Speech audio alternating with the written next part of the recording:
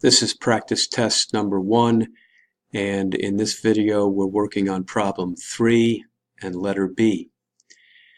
In the previous video, on problem 3A, we filled in the contingency table as you see here at the top of the page, and we're going to be using this table to answer question letter B.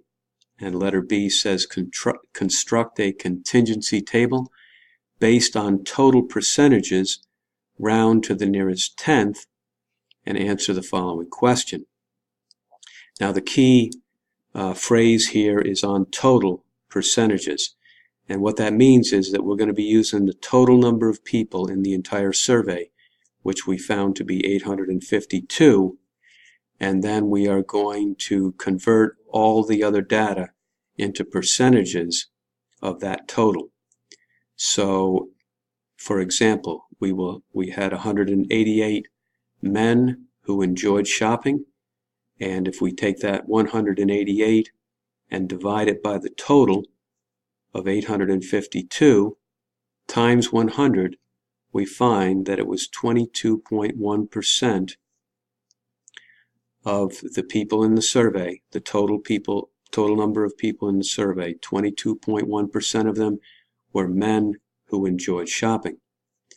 And then we're going to continue to do the same thing throughout the rest of the table. We're going to take the number of men who did not enjoy shopping and convert that to a percent of the total.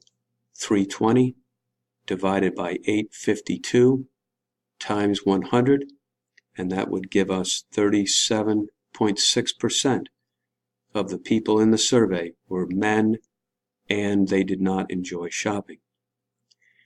And we could take the 508 divided by the 852 times 100, and we would have 59.6% of the people in the survey were men.